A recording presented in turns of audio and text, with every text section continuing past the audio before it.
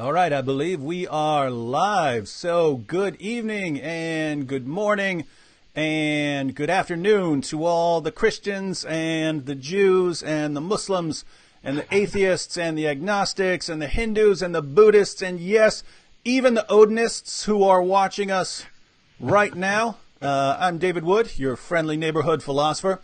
And with me right now is Brother Rachid. Now, I know if you're an Arab, you know exactly who Brother Rachid is, but I also know that some of you who aren't Arabs don't know who Brother Rachid is.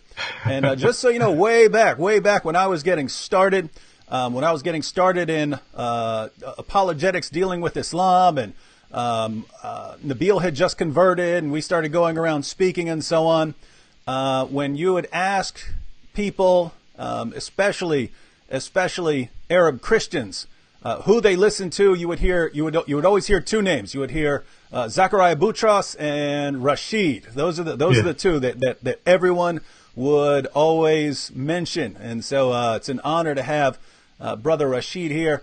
Brother Rachid, why don't you give people a little introduction to who you are and what you do, and then we're going to go back. We're going to back things up, talk about your earlier life and how you became a Christian. So what's going on now? Well, thank you so much, Brother David. What a fired up introduction, and thank you for the nice words you said about me, and I'm just honored as well to be on your channel. Everywhere I go, people tell me also the same thing. Do you listen to Brother David Wood? Do you follow his videos? I always say, who doesn't? We always follow you, and it's amazing what you do on YouTube. I'm Rachid. My name, that's my real name, actually. That's how my dad named me. I don't say my last name just because followers of the peaceful religion might find me somewhere and make some peace with me. So I try to hide my last name. Also for the same reason, I don't want to hurt my other family members because they have the same last name, and they say you don't own that last name, so you can't use it. Mm-hmm. We share it. We all share it. So keep it private. Mm-hmm. And that's why people call me Brother Rachid. And I'm from Morocco originally. I was born and raised in Morocco, and I was there until I was 32 years, 32 years old. Then I had to leave the country. And that's a brief of what I do right now. I'm a host for one of the most famous Christian shows, apologetic show, a live calling program. We called it Daring Questions, and now it just ended after 12 years. And I'm now starting a new one, hopefully in a few coming months. And that's what I do. I'm almost like you, David, but on the Arab world. I do a lot of apologetics. I debate Muslims, and I raise so many questions about Islam. And I try to invite people to, especially Muslims, to a good dialogue. Mm-hmm. All right, and you were showing me a book Mm-hmm. a few minutes ago. What's that Yes. about? I had this book in Arabic and French, and now it's coming in January. Finally, I was able to translate it into English. It's called The Ideology Behind Islamic Terrorism. And because I hear a lot on the news that Islam has nothing to do with terrorism, and I just showed in this book, it's a thick book. It took me 2 years of research, and it's a summary of Islamic history and with what we go through today. So many terrorism is going around in the world, and I just point to the roots of that terrorism, where it comes from. And it's going to be available January on Amazon and other outlets. So if you like to read about these topics, this is really, I think it's a reference when it comes to terrorism and the history of jihad. Now, are you actually going to say that jihad has something to do with Islam? Definitely. Oh, okay. Well, that's actually good, because when I say something like that, people say, "Oh, it's just because I'm a racist or something like that." Islamophobe. Yeah. They can't say racist when you're saying it, so you're on a little bit better ground there. No, my mom and my extended family, most of them are still Muslims, and I love them. I love Muslims everywhere, and we shouldn't be called any names if we point out to reality of facts. Yeah, and really, it's just a sad situation that you can, if you tell people, hey, Islam has bad, false teachings that are getting people killed. They say it's because you must hate people, right? I mean, I want to be clear. When we just had another terrorist in Strasbourg got killed waging jihad for Allah. How can people say that we must hate him when we don't want him to go out and get killed, right? We don't want these terrorists to throw their lives away, slaughtering for a false god. Plus, we are entitled, and everybody has the right to criticize any ideology, including Islam. We should not pamper Muslims, and we should not try to please them. There is a difference between people and an ideology. I can criticize any ideology without being named or labeled in a label. People do that with Christianity all the time. Why not Islam? Mm-hmm. Absolutely. And but believe it or not, there are lots of Muslims who say otherwise, right? Right, all the time. There is one ideology that must not be criticized. You have a lot of people who love you over here in the chat. Can't read all of them, but if we get through your testimony, we might have time to take some questions and comments. Sure. But a lot of people sending you greetings from around the world. Did want to add this one very quickly. This is from Renee. She said, David, can you ask Brother Rachid if he will please make more videos in English? I will, if you help me, David. Yeah. We could, because I was thinking, right?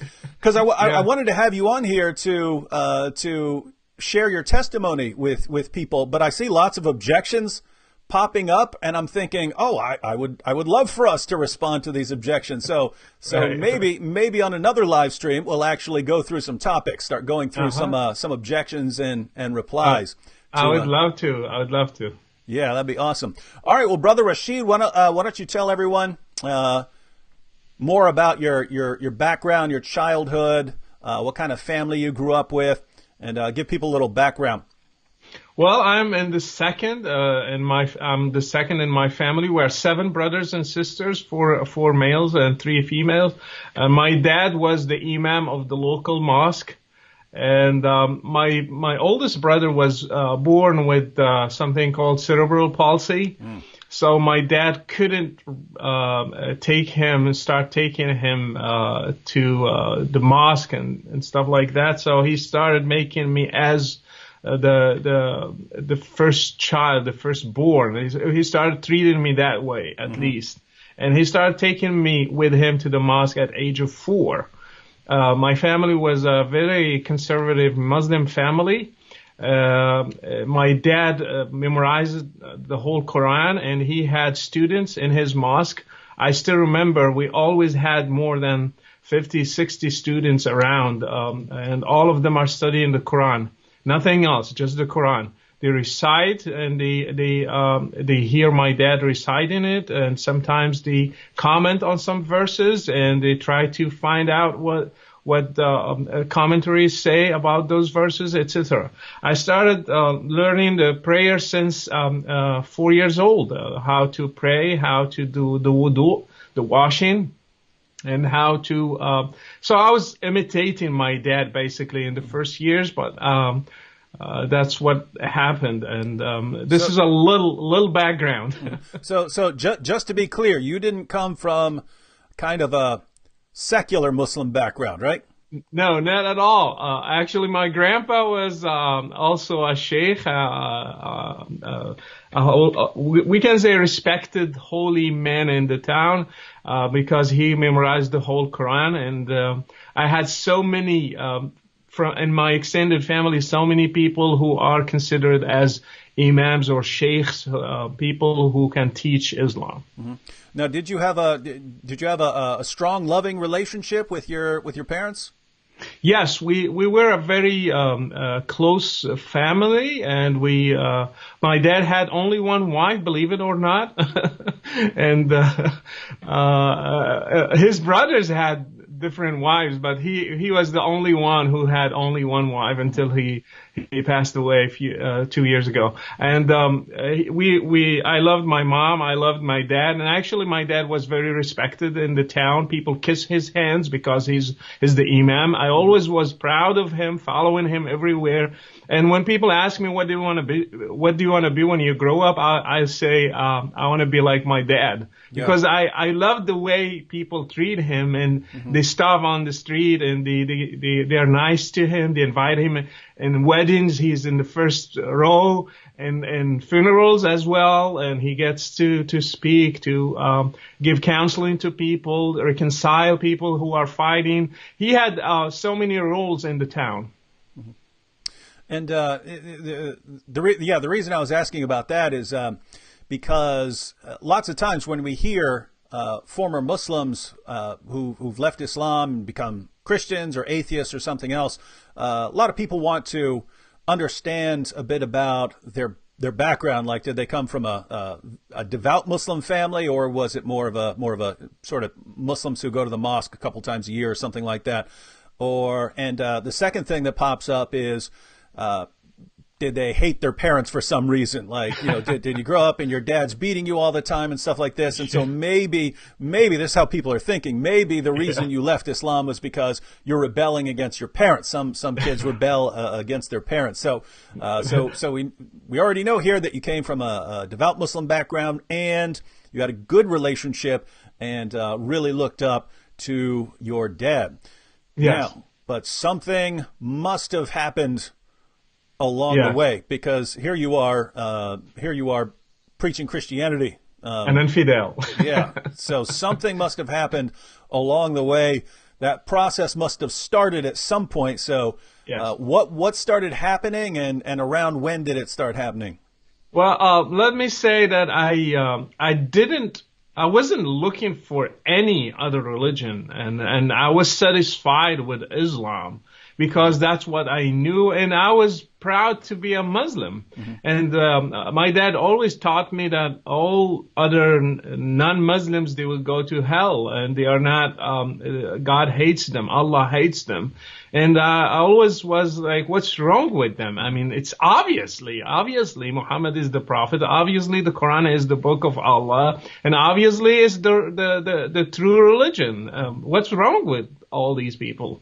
And I memorized 1/6 of the Quran, because the Quran is divided into, we call them ahzab. It's like big chunks of, it's 60 of them, 60 parts. So I memorized 10 of them. That's I memorized them by heart, knowing them from A to Z. And at age of 12, I had to move, because I went to school, and primary school was close to us, but middle school and high school was very far away from home, so I had to move to Casablanca.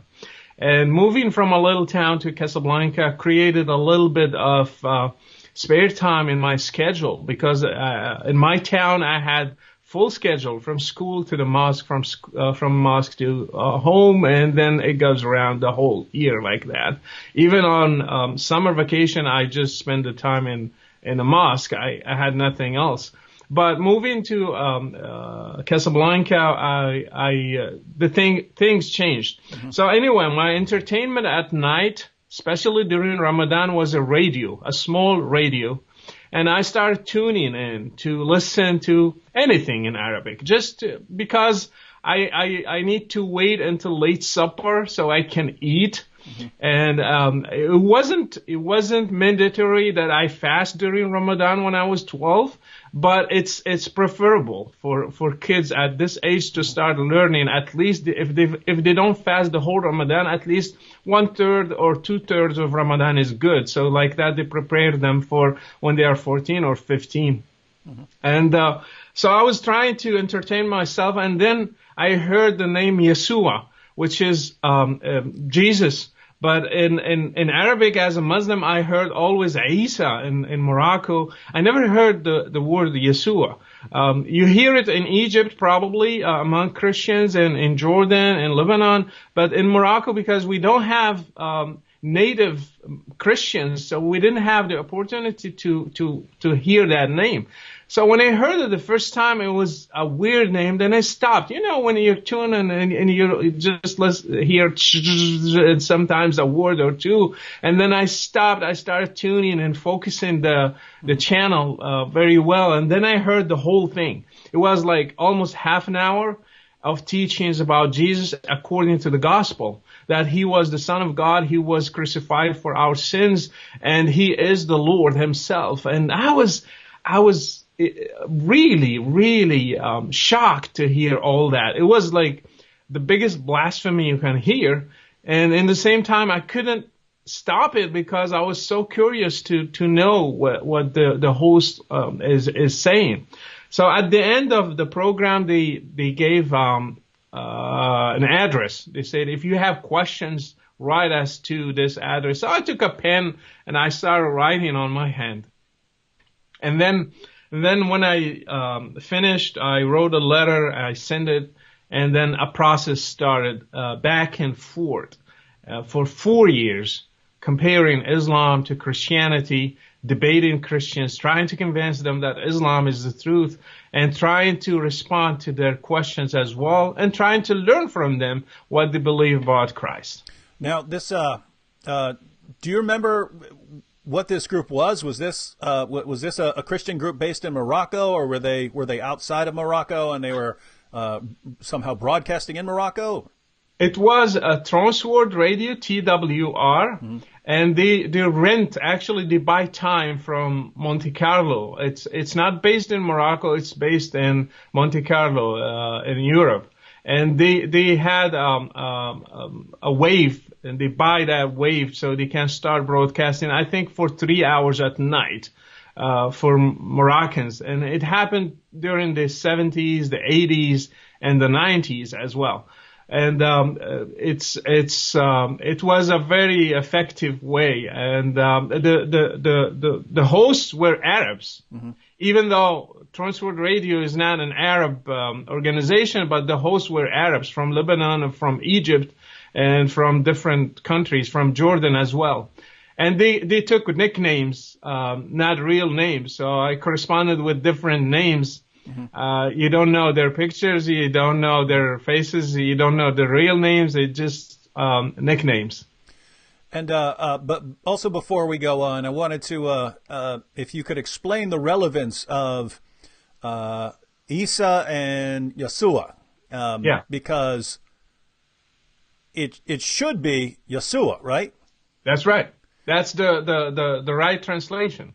For some reason, the Quran says Isa. Until now, people try to give some explanations, but they're not satisfying so far. Yeah. Do you have any theory about why that is? I think there is. I still don't have any satisfying answer, as I said, but one of the reasons, probably he heard it. Muhammad heard it from some local Jews, a sect that hated to say Yeshua because it means God saves. Yeah. So probably they say Isa just to avoid saying that God saves, naming this man to be really bearing the name of God himself. Yeah. So probably that's the reason. I'm not 100% sure, but no one is, because we weren't there and we don't actually have the record, so we just have some theories. But that's the one that I had heard about, and that perhaps some of the the people around there who hated Jesus were referring to him as Isa, because that would be the Arabic for Esau. That's right. Who was like the enemy, and so who would he's give hated. away his promise. Yeah, so maybe they were like referring to him in this derogatory manner, and Muhammad didn't realize it, and he picks up the name. Anyway, one of the because listen to this, we don't have even in Arab records we don't have Abd Isa, the slave or the servant of Isa. We have the slave or the servant of Yeshua, even during the Abbasid dynasty. Mm-hmm. And we don't have Abd Isa among Christians, so which is very telling. Yeah, interesting. All right, so you said you spent about 4 years interacting with the Christians, and so over those 4 years, it seems that you must have come around to concluding that Islam is false and Christianity was true. So, do you remember some of the things that might have started to bother you about Islam, or some of the points that you thought Christians were defending really well? I think, let me tell you this. It was like kind of funny. I thought I'm going to end this in the first round. Islam will win, and big time. So I always recite verses, I write them down, and I send them to my friends, and they will be like, they make no sense. No, they'll come on. It's obvious. I mean, Jesus was never crucified. Somebody else was crucified in his place. And I thought I made sense. And then they will be like, well, how are you going to respond to people, historical people who, or in history, references in history to the crucifixion? How are you going to respond to questions? Who was the guy who replaced Jesus? And when that happened? And where? All these questions, do you have answers to them? I said, sure. I'll go to commentaries and I will have all that. So when I go, I find like different versions contradicting each other, and none of them is sure. And at the end, they say, Allahu A'lam, which is God knows, or Allah knows. And I'll be, if Allah knows, then why you are saying that? Yeah. So at the end, I found I'm not really on solid ground. I'm on a shaking ground. And that started bothering me a lot, especially the crucifixion. And I found that Islam has a very weak argument, or even you can't call it argument, very weak story about what happened exactly. Was it really Jesus or somebody else? And if it's somebody else, then we have so many unanswered questions. And that changed how I look at the Quran. And I started dealing with the Quran as a text. Instead of making him a holy book, I started dealing with it as a text, as the Bible. And when I got out of that circle, I started realizing the bad things that Muhammad did, the negative things on the biography of Muhammad. I started rereading the Islam with a different mind, different perspective. And that opened my mind to so many things. And so, at what point did you become a Christian? I'm not like those guys who can remember exactly the hour, the minute, the day, but I was gradually leaving Islam and becoming more Christian.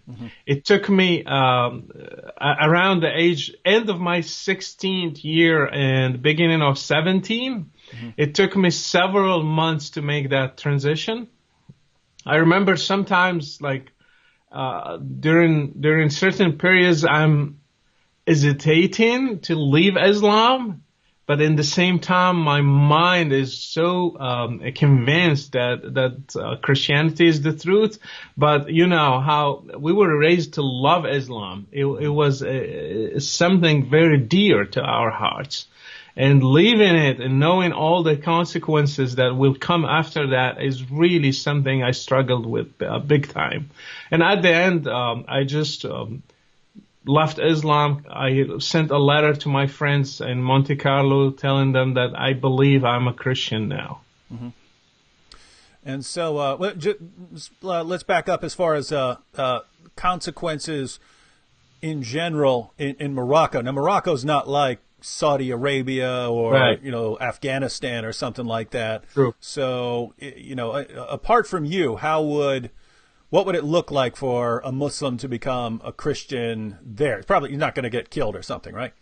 Well, Morocco changed over time. We are talking when I'm talking about my story, that was at the end of '89, beginning '90, mm-hmm. and now it's 28 years later. Mm-hmm. So things really changed in a dramatic way. I mean, Morocco improved a lot when it comes to that. It still is not totally open, but it changed a lot. Mm-hmm. Back then, it was really hard. I mean, I heard stories of Christians arrested, mm-hmm. and Christians in jail, Christians persecuted in different ways. Yeah. My father-in-law, who's my father-in-law right now, he wasn't my father-in-law back then. Mm-hmm. He was in jail for his faith. Mm-hmm. And I have known others in Morocco, they were in jail for their faith. And so would this have been people getting locked up for converting or for preaching, or what basis was there for locking them up? Just there's nothing in the law that says in Moroccan law. This is the irony. Morocco mm-hmm. borrowed a lot of his law from France. Mm-hmm. And it's mixed with Sharia and French law. Mm-hmm. And when they came to the law, they didn't find anything that will say a Moroccan, when converts to Christianity, he should be punished. There is nothing in law, but they find ways around it. For example, my father-in-law, he was judged based on an article in the law that says whoever was a Muslim and was caught breaking Ramadan, he should be jailed for 6 months and paying a fine for so and so. So the judge asked him, did you fast last Ramadan? He said no. So you're admitting that you broke Ramadan? Yes. And then you go to jail for that. So they find ways. Yeah. Wow. That's interesting. Yeah. So you contacted your friends, told them that you're no longer a Muslim, you're a Christian. Now, yeah. I've seen many times about how difficult this can be to tell the family, tell the parents. Yeah. I saw this with Nabil. He really didn't want to tell his parents. Yeah. He even wanted to get baptized and stuff, not tell his parents. His parents actually found out when they came over to his apartment and he wasn't there, and they saw on his computer that I was going to be baptizing him that weekend. So that that's how his parents found out. He really didn't want to tell them. So how did that play out with you? It's almost the same story repeated. I tried to hide it for several months, and I was living like two lives. One of them, because those friends, they sent my name to a missionary, an American missionary who lived in Morocco, and they told him about me. So he contacted me through a letter. He sent me a letter, and he sent me his phone number, home phone number. And then I called him, and then we met, and then he introduced me to Moroccans like me, who are almost the same age and studying through TWR again, and almost we have identical stories. So when I started making new friends and going every Sunday to those secret meetings in one of the houses in Casablanca, and coming back at certain time, and I'm not going to the mosque doing my prayers, and all my habits started changing. So family members noticed. And remember, I was staying with my uncle because he's the one who lives in Casablanca, not my dad. And then my cousins told my mom. And when my cousins told my mom made a meeting, and she wanted to prove them wrong, that I'm not really, because for us in Morocco, it's not clear. Christianity is not clear. They will say he became Zionist, he became a Jew, he became an infidel, and it's all mixed together in the same pot. So they told her all those things, and she said, no, no, no, no. Rachid is very wise. He wouldn't do anything bad, and he knows what he's doing. And I'll prove that you are just trying to make his reputation bad and make him look bad in front of me. He's not like that. Stop those things. So when I came, she asked me in front of them, are you really a Christian, Muslim? What are you? And I was shocked because I wasn't expecting it. Mm-hmm. And then I said, well, it's not for you to know what I believe. It's between me and God. And then said, well, just say Shahada to prove that they are wrong. Just say Shahada.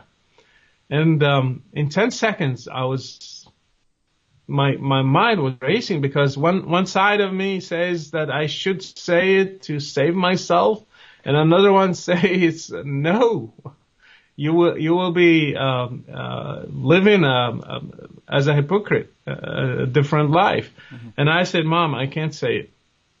And the minute I said that, you know what it means for Muslims. If you can't say it, then you are not a Muslim. And my mom started crying, and people around me, they started spitting on me and saying names, calling me names, and get out of here, and you embarrassed your dad. Now you brought shame to the whole family. And leave us, go to your Christian friends, your infidel friends, and leave. We don't want to see you. So I was shocked. To be honest, I wasn't expecting that. Mm-hmm. I was expecting that they will be a little bit mad, but it wouldn't be that much because I knew how all my family, even extended family members, they loved me so much. I was loved by most of them. I had no problems with anybody.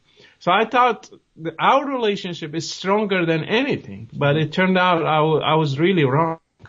So I had to leave the family, and I lived almost 2 years homeless, without a family, without a shelter, without food, without anything. And so you're going around homeless for 2 years? Yes, just friends, spending time with friends, and anyone that sometimes just random people I meet, I spend time with them. I say, hey, I don't have a place. And I remember days nights when I spent the whole night in the street, just sleeping in a corner, homeless. And I went sometimes to missionaries. They provided shelter for a week, 2 weeks, and one of them hosted me for a few months. And then I go from a place to another. I didn't have any place. So did you ever stop to think, hey, what's going on here, Lord? Like, I did the right thing. I told people that I believe in you, and now look at what's going on. I did that, to be honest. I had my gospel with me, and I was wandering in the streets of Casablanca and sometimes in the parks and just crying and praying. And I said, Lord, I don't understand. Mm-hmm. I don't understand this. Can you send me something that will explain to me why I'm going through this? And also when I went to prayer meetings with my friends, so many of them they sympathized with me, but so many of them, they are living with their families, mm-hmm. and they cannot help me in any way. And if they tell them his parents and his family kicked him out because of his faith, that would be another problem. Mm-hmm. But and many of them, they were hiding their faith from their families as well. So they couldn't help much. But when I asked the question why this is happening to me, and they will be like, just have faith in the Lord, and you will go through it, and you will come out strong. And actually, that's what happened. Now, when I look back, those were the best 2 years in my life, and when it comes to prayer and talking to God. Mm-hmm. Yeah, and that was similar for me, because I became a Christian in jail, and from an atheist background, and then I had several more years to serve in prison, and people think about that. Oh my goodness, prison, that's like an awful place. But in That's terms right. of like developing spiritually and reading the Bible and fellowshipping with other Christian brothers and having accountability and so on, that was the best Christian period in my life, right? Because, Yeah, so yeah. It's an irony. yeah. Yeah, Yeah. so interesting. So well, what happened after that 2 years that changed things? The missionary who was my first contact saw that my life was deteriorating. Basically, I left school and I couldn't provide for myself, and I was really just going down. And he was like, Rashid, you're a bright kid and you have a future, and you need a shelter, you need a family. Why don't you come and live with me? You'll be like one of my kids, and we'll take it from there. And I couldn't believe my ears when I heard it. I told him, are you serious? He was, yes, just come and live with my family, and we will try to help as much as we can. So I went there, and that's where I learned my English. Oh.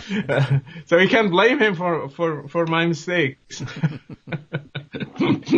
And he helped me a lot. And he said, you need to go back to school. You need to start looking for a job as well. And you need to stand on your feet. And the Lord just put us in your way. So probably this is a sign from the Lord that you need to continue your career, your path, your growth and faith and everything. And I stayed with him for 3 years. Stayed with the Christian missionary for 3 years, and so Yes. did you finish school during this time? I finished school. I even found temporary jobs here and there. I was able to get some money, and later on I found a part-time job as an accountant. And I started, my life started looking better, and I reached out again to my family, and I started connecting with my brothers and sisters. And I visited a few times and told my mom that I love you, and no matter what, and I will come. And my relationship started getting a little bit, when it dries first and it becomes a little bit softer later, it became really softer over time. Mm-hmm. And so, what happened after those 3 years then? I established my life, and I got married. I moved to an apartment, Whoa, small whoa. apartment. Hang on. You got to back up there. You got married. Now that's I've seen lots. I've seen when now you married a Christian woman, right? Mm-hmm. Okay. Now, Christian Moroccan woman. Yeah, I've seen the families of Muslims who leave Islam and become Christians, and the family is really hoping that that their son or daughter will return to Islam. And that can be part of the reason for shunning the person, right? Is to put all kinds of pressure on the person so that you learn your lesson, you learn your mistake, and you'll eventually realize, no, I need to be with my family, so I need to come back to Islam. And so there are different ways that this happens. Like basically, you have the families that will shun the person, and then you have the families where they like take you around to all these different Muslim scholars who are supposed to convert you back to Islam. Like Nabil's dad did that with him. He was taking him to people in different parts of the world, Muslim scholars who are supposed to show him that Islam was true. But the goal is really to get the son or the daughter to return to Islam. But then once that son or daughter then says, hey, I'm going out and getting married, and I'm marrying a Christian, that can be very difficult for the family because they start to lose hope, right? They were hopeful before. They had a lot of hope. Yeah.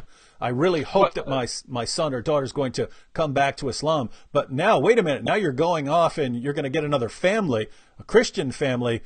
It's going to be much more difficult for you to come back to Islam. So what was your family's reaction there?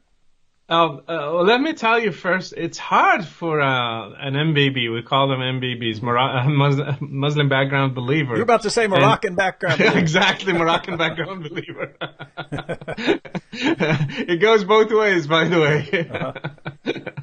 But it's hard for them, baby, to find a wife, a Christian wife in Morocco. Imagine how hard it is for a boy to become a Christian. Mm-hmm.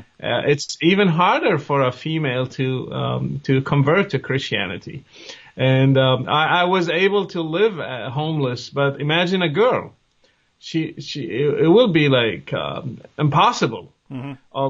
So it was hard for us young guys to find girls that are willing to be to have a family and stuff like that. So there were few girls among us. Yeah, I just went ahead and looked it up because I was wondering, but I clicked on Morocco, and the Muslim population of Morocco is over 99%, and everything else makes up less than 1% of the population. So everything else that's there besides Islam, less than 1% of the population. So yeah, gonna be hard finding someone there.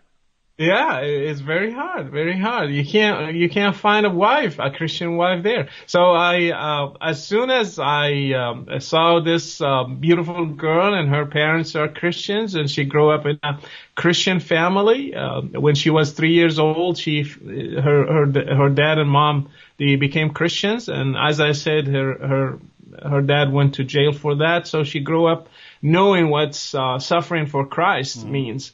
And anyway, when I saw her, I just said, hey, can we start talking, and can we start corresponding? Actually, back then, no iPads, no messages, no WhatsApp, letters. Nothing. Kids these days don't even remember. You had to write something and fold it up and stick it in an envelope, and yeah. So anyway, she said, well, sure, we can, I give you the address, and then, we can start corresponding. And then, anyway, when time came to, marry her, I just went to my mom and I said, hey, I found, a girl, and, we like each other. We want to get married. And she was, she had two problems. First, she asked me, is she like you? Means she's Christian. Mm-hmm. And I said, yes. And she was like, why? You should, there are many girls, Muslim girls around, cousins. We have girls in our family, because it's not something bad to marry your cousin in Morocco. And anyway, I said, no, Mom, because I'm looking for somebody who will understand me. And we are on the same page. She said, but she's kafra. She's like infidel. Mm-hmm. And I said, well, that shouldn't be a problem for you, because I am an infidel. She will be an infidel. It's good. We will have infidel kids, and at least we are in harmony. We're not fighting each other. We are, we love each other as infidels. Is that good? And she was like, no, it's not good. And I said, where is she from? Is she an Arab or Berber? I said, she's Berber. Because we have this, Berbers in Morocco are the original people. Mm-hmm. And Arabs came with Islam in the 7th century, and they invaded the land, and they brought Islam, and they Arabized the whole Morocco, actually.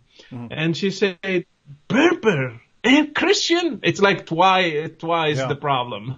It's very difficult. But anyway, my family accepted that they will go with me, and we will do a wedding, and we will do it traditionally. And that's what we did. Of course, my family hoped that one day I will go back to Islam. But as you said, when they saw me getting married, a Christian woman, and they met her parents, they started changing their mind. Mm-hmm. And, yeah, I mean, even for people who don't believe in Islam and have no sympathy for Muhammad, we can be sympathetic towards, mothers and fathers, because we do know those kinds of feelings. And, just when you're talking about your mom saying, hey, but there are plenty of Muslim women. That reminded me of Nabil. It's with his mom trying to lure him, because they tried everything to lure him back to Islam. They were trying to show him, different scholars and so on who were going to give him great arguments and so on. That didn't work. Mm-hmm. They actually got scared of him. But then it was, hey, if you convert back to Islam, I can get you a really beautiful girl from Pakistan. And his mom said that to him once, and Nabil goes, yeah, you could get me 4 beautiful women from Pakistan. And she didn't like that very much. But so by the way, the Berbers, people, people in the West generally aren't familiar with some of these groups. I believe Augustine or Saint Augustine, as some people say, was a Berber, right? Yes, Saint Augustine was a Berber.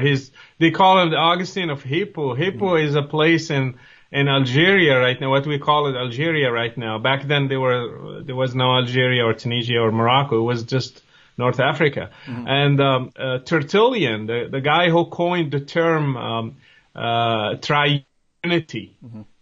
He's a Berber, and also Cyprian is a Berber, because used to be a very strong church in Carthage. Carthage mm-hmm. is what we call it Tunisia today, mm-hmm. and they were people who really they were fathers of the faith there. Mm-hmm. And Simon of Cyrene is from North Africa, and they say from Libya. Most likely it could be a Berber. Mm-hmm. People are not sure, but he could be a Berber. So there are many Berber figures in history, but when Islam came, it just wiped out Christianity from North Africa, from Morocco, Algeria, and Tunisia and Libya. Mm-hmm. Now, your wife's parents, yes, were Muslims. Yes, and she was already born, and she was a toddler when they converted and became Christians. True. And so they were already husband and wife who were... Yes, they were married, they had kids, and then they met some missionaries, and then they heard the gospel, and they loved Jesus, and they said, we want to be Christians. And they paid a price for that, a big one. Mm-hmm. And they converted, and back then it was the King Hassan II. King Hassan II actually wanted to execute the Baha'is, and the lawyer told my father-in-law, he said, one of the options probably will be executed, because Hassan II doesn't play with faith. He's the prince of believers, we call him, and he's a descendant of Muhammad. So if you reject Islam, means like you're insulting himself, the king. His Majesty. So you should realize what you are doing here. And he said, I don't understand all that. All what I understand, I found the truth and I'm following it. And they took him to jail, but God had mercy on him, and he was released after 6 months. Wow. Well, that's I'm just thinking of it in terms of how all of these awesome things kind of work together, in terms of the missionaries who are preaching, and but also just people who are broadcasting things on the radio, and that these reach people in different ways, and then you ended up after becoming a Christian, because you started listening to people preaching on the radio, end up marrying a woman was a Christian after her parents converted, because missionaries are working there. So it's really cool that there are lots of people who are doing awesome work in the world like that, and it's cool because people. And you know what, David? Just one little thing. The missionaries preached the gospel to my father-in-law. They sacrificed their whole life. One second, Rachid, you're breaking up a little bit, so let's give the internet a couple seconds to go back. Okay. All right, go ahead again. You said the missionaries who went and preached. My father-in-law, they went to Berber villages, which are far away from the center of civilization in Morocco, from far away from Casablanca, far away from other places. And they sacrificed their whole life. They just stayed there, and they have like a carpenter place, and they teach kids something to do, like to be carpenters or to be a handiwork. And they teach them some songs in the Bible with it.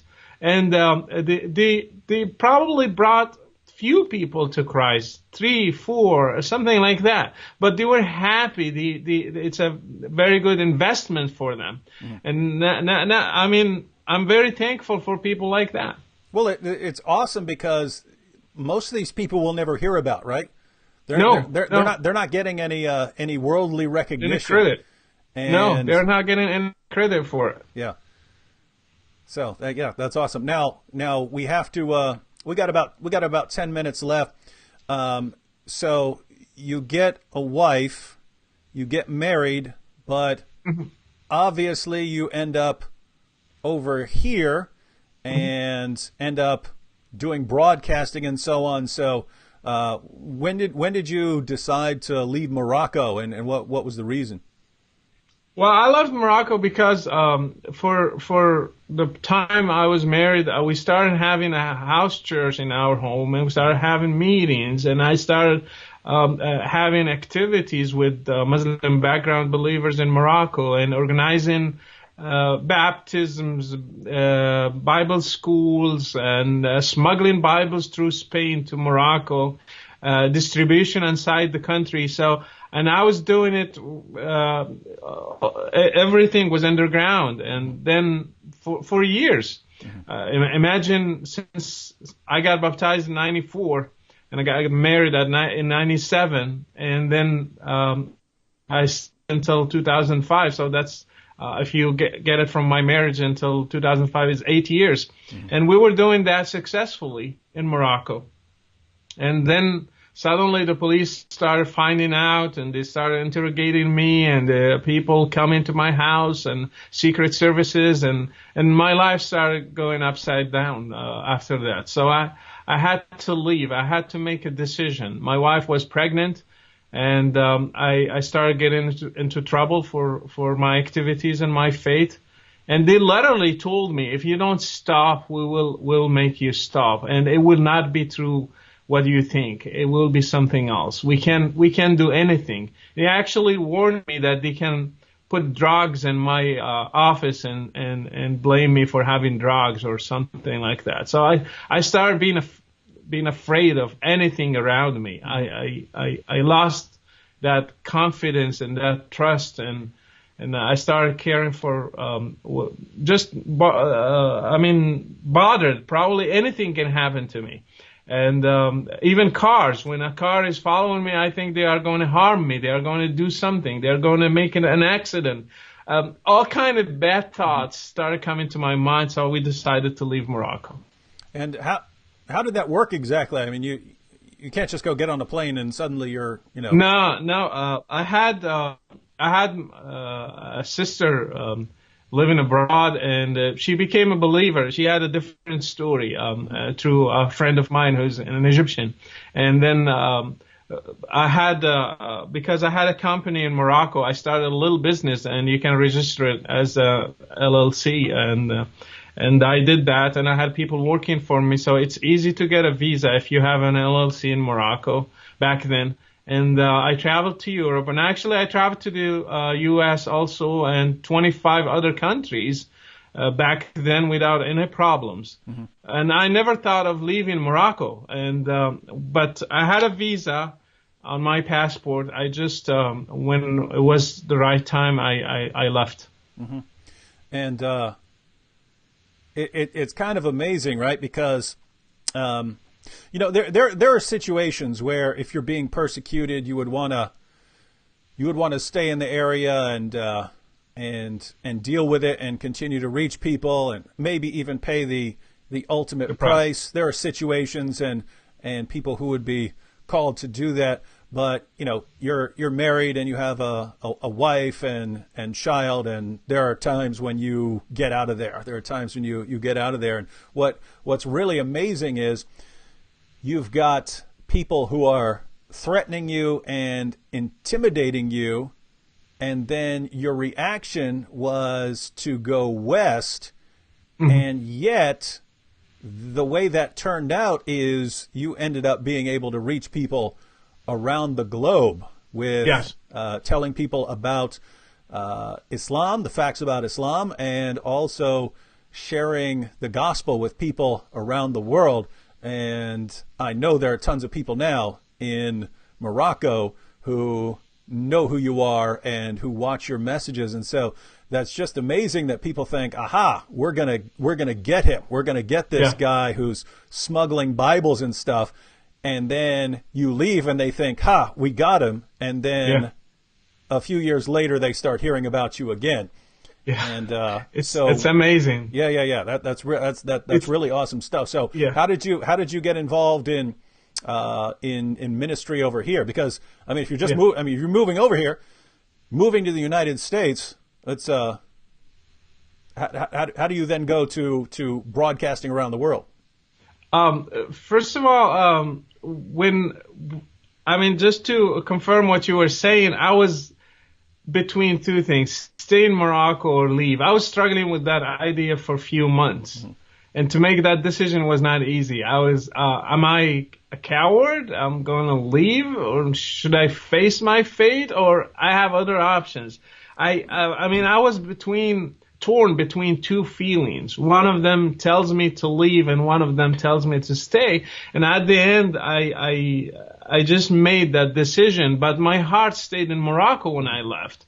I was crying because we had a ministry, I had a business, and we had things.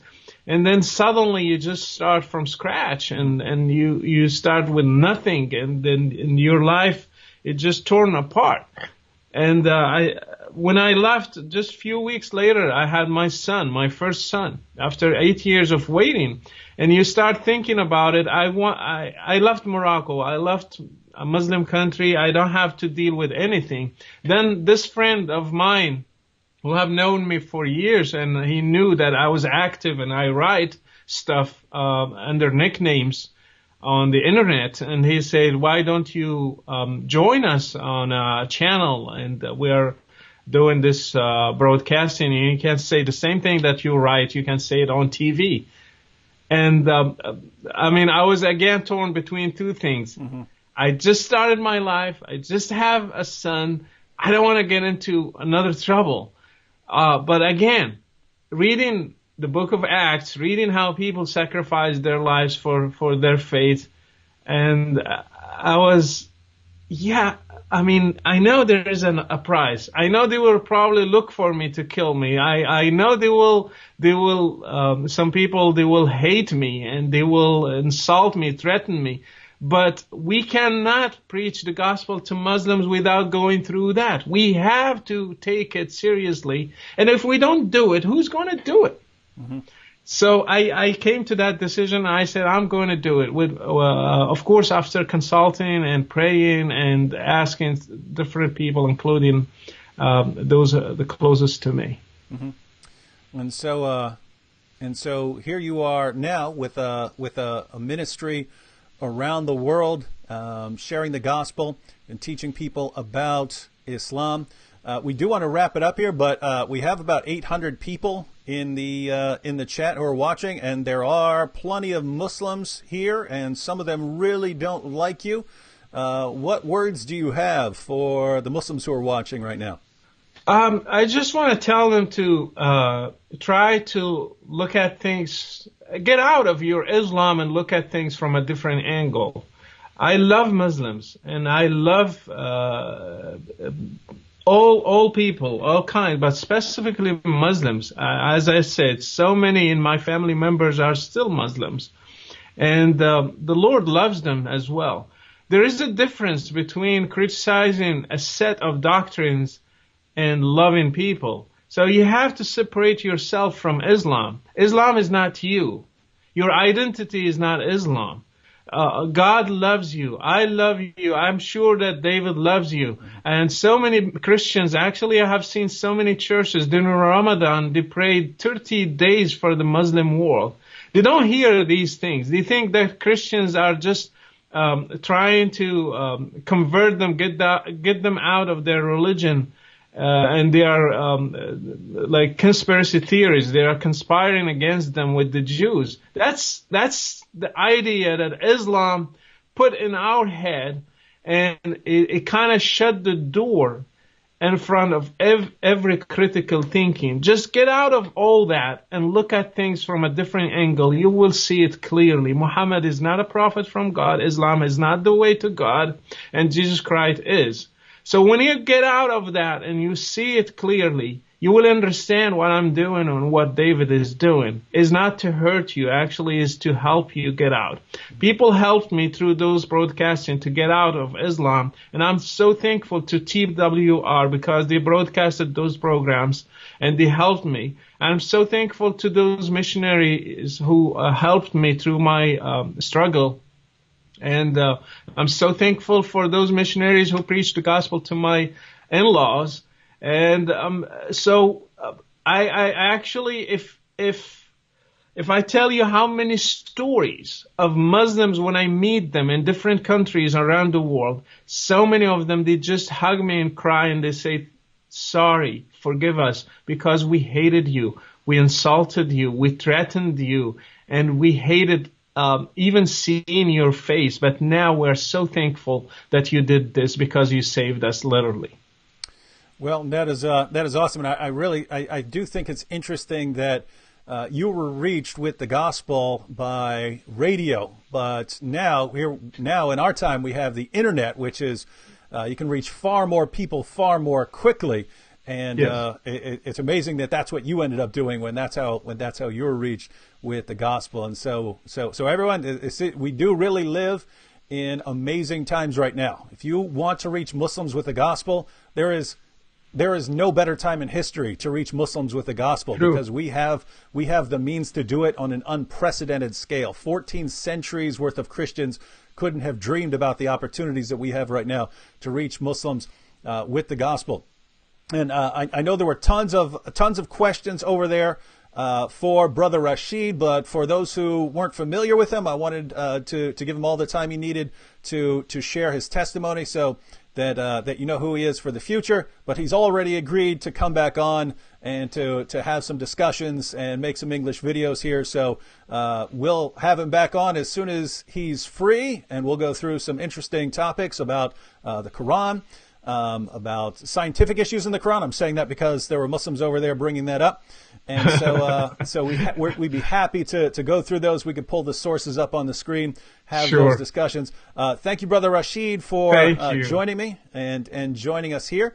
And thank you so much, David. Thank you for this opportunity, and thank you for what you are doing, and thank you for all the viewers who are watching us, and thank you for everybody, Muslims, Christians, all kind of people. Thank you so much. Oh, yes, wonderful, and we will certainly have you back. And by the way, for those of you who want to follow Brother Rachid on Twitter or Facebook, support him on Patreon, all of his links are down there in the description box. So don't leave without clicking something so that he can keep you up to date on what he's doing. And again, he'll be back soon. God bless everyone. See you next time. God bless you.